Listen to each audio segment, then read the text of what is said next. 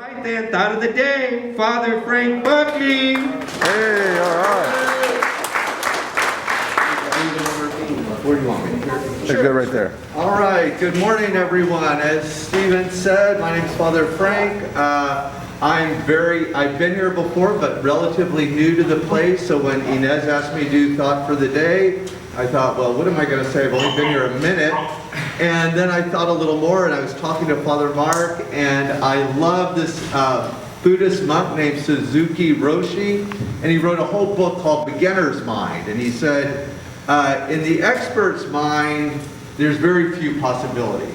But in the beginner's mind, there are all kind of possibilities. So it's great to always have a beginner's mind. So maybe you're lucky to get me today because I've got a lot of thoughts about possibility. And as a Jesuit and a psychologist, I really never tire of talking about trauma and resilience. And I'm a big believer we all need models and exemplars in my life. So I use a few. And to start with, the one I love is Dr. Judith Herman, because she changed the whole way we think about trauma. She came in and she said the way trauma had been defined are unusual activities. And she said something revolutionary. There's nothing unusual about trauma. And changed the definition to overwhelming experiences beyond what we would expect. Now, I don't know about the rest of you, but I'm raising a teenager, and I've already had 3 overwhelming experiences just getting here to Homeboys on the 101 this morning. So they happen all the time. And then as a Jesuit, I think with trauma and resilience, being here at Homeboys only a few minutes, I think a lot about healing. And if you hear me do any talks, I always kind of talk in threes. It helps me stay organized. So the first part of healing I think is so important is something very near and dear to Homeboy's heart, is community. We know Father Greg and Father Mark never tire of talking about this thing called kinship. And we get to community by tenderness, which is not easy. And when I think about community and I think about tenderness, I'm also aware, I've been in AA for 31 years now.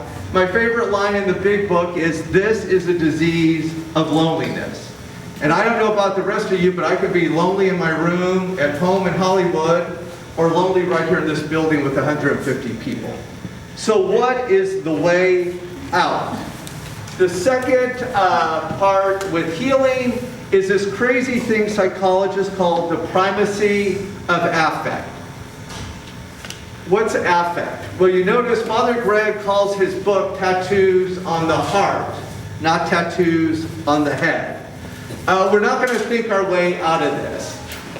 Jesuits have to do philosophy studies, and I was at Loyola Chicago, and I absolutely hate philosophy, and I was flunking out.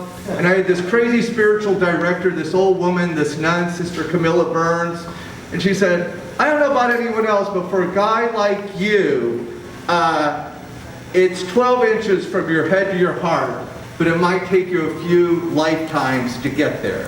So we're always moving from our head to our heart to heal.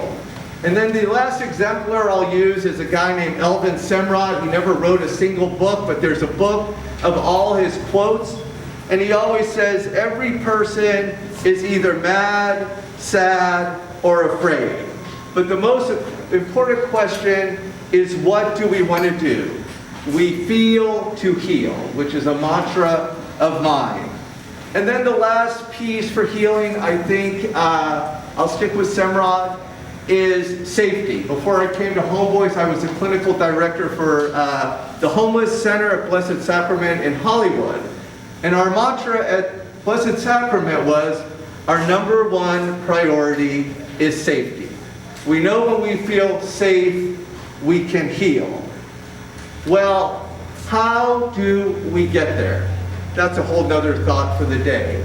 But I will tell you this. Dr. Semrod was the head of the clinic, the hospital at Harvard.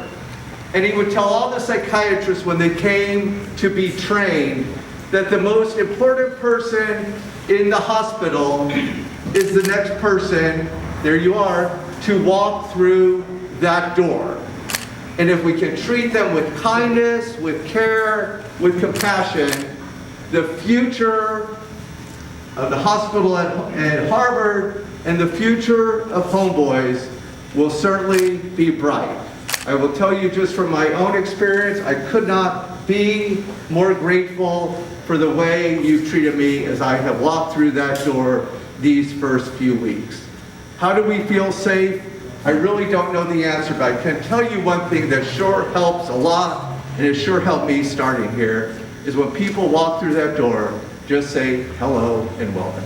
God bless you. Have a beautiful day.